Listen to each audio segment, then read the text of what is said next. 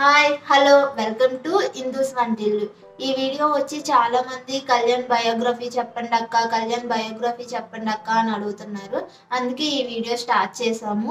మాకు తెలిసిన వరకు మాకున్న ఇన్ఫర్మేషన్ మీకు అందరికీ కళ్యాణ్ బయోగ్రఫీ చెప్పడానికి ఈ వీడియో స్టార్ట్ చేసాం. ముందు అయితే బయోగ్రఫీలో కళ్యాణ్ ఎక్కడ పుట్టాడు, ఎక్కడ చదువుకున్నాడు, వాళ్ళ ఫ్యామిలీ ఎలా ఉండేది, ఇదంతా అయితే చెప్దాం అనుకుంటున్నాము. మాకు తెలిసినంత వరకు మేమైతే మీకు ఇన్ఫర్మేషన్ ఇద్దాం అనుకుంటున్నాము. ముందైతే కళ్యాణ్ వాళ్ళ ఫ్యామిలీ పైడి భీమవరంలో ఉండేది. వాడు అక్కడే పుట్టాడు.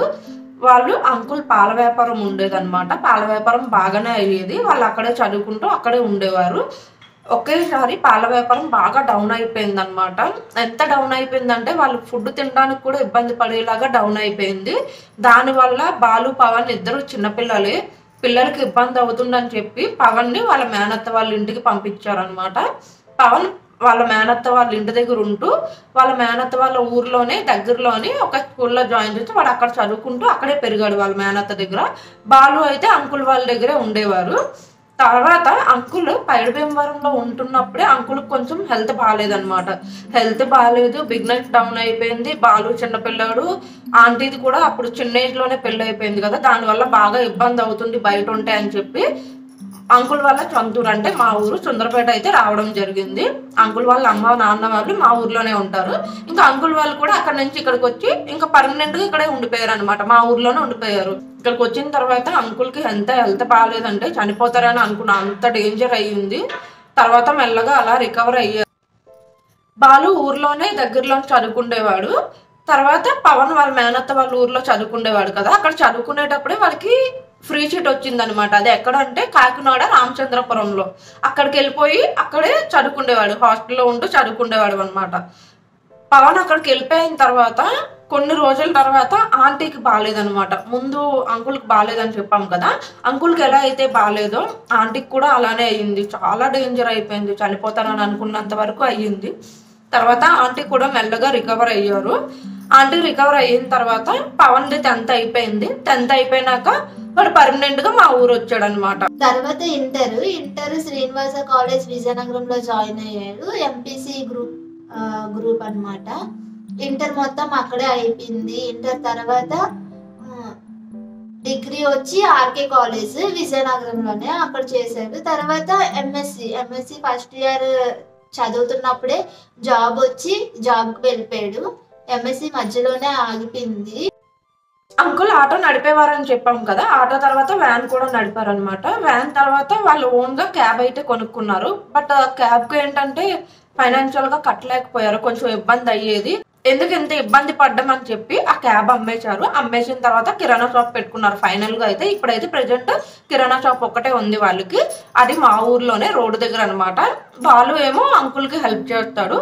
ఇద్దరు ఉండాలి, ఎలా అయినా ఒకరు సామాన్లకు వెళ్తూ ఉంటారు కదా. బాలు షాప్ లో ఉండడం, లేదంటే బాలు వెళ్తే అంకుల్ ఉండడం అనమాట. బాలు కంప్లీట్ గా ఫ్యామిలీకి సపోర్ట్ చేస్తూ ఉన్నాడు అనమాట. అయితే అంకుల్ రోడ్డు దగ్గర అమ్ముతూ ఉంటారు కదా, దాంట్లో కొన్ని ఐటమ్స్ ఇంటికి పంపిస్తారు. ఆంటీ ఊర్లోనే ఉంటారు కదా, ఊర్లో నుంచి రోడ్డుకి రావడానికి ఇబ్బంది అవుతుంది కాబట్టి ఆంటీ దగ్గర ఊర్లో ఉండేటోళ్ళు కొనుక్కుంటారు అనమాట నార్మల్ గా. తర్వాత పవన్ జాబ్కి వెళ్ళిపోయాడు. పవన్ జాబ్కి వెళ్ళి 6 months ట్రైనింగ్ తర్వాత ఒకసారి ఇంటికి వచ్చారు. ఆ ఇంటికి వచ్చిన తర్వాత చాలా వరకు హ్యాపీగానే ఉన్నారు. తర్వాత మళ్ళీ 1 year తర్వాత వచ్చారు. 1 year తర్వాత మళ్ళీ జాబ్కి వెళ్ళాడు. జాబ్కి వెళ్ళి కంటిన్యూగా అంటే ట్రైనింగ్ 1 year కౌంట్లోకి రాదు కదా, తర్వాత జాబ్లో జాయిన్ అయ్యాడు.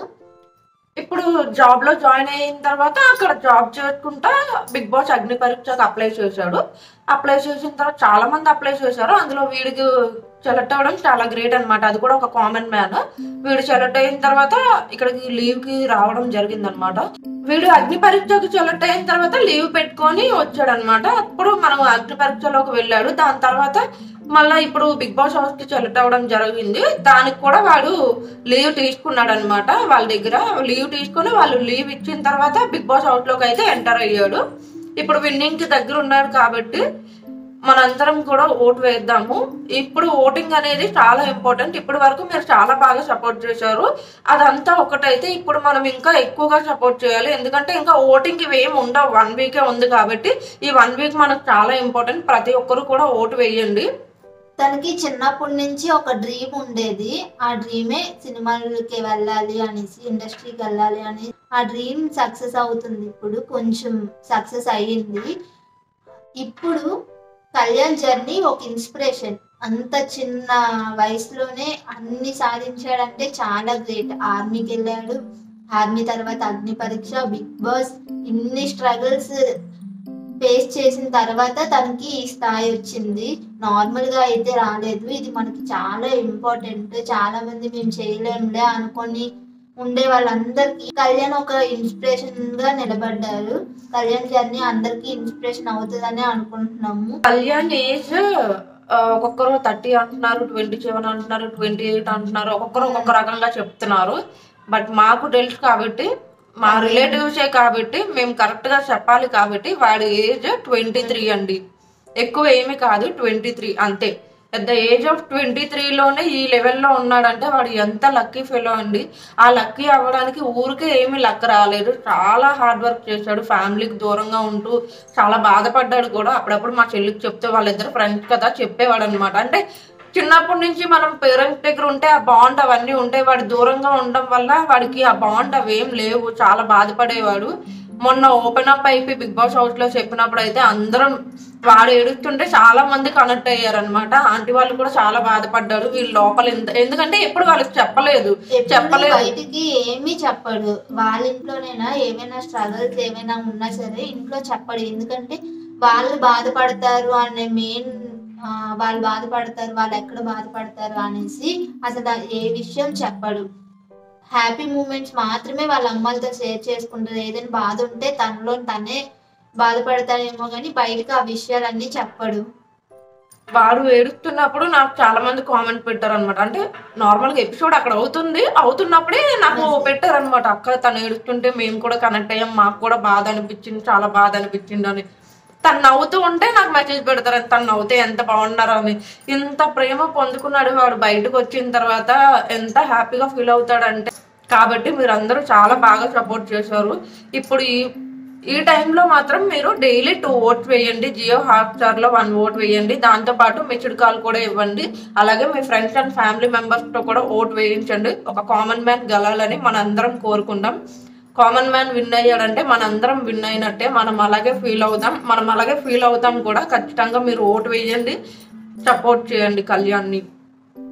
Vote for Kalyan Padala.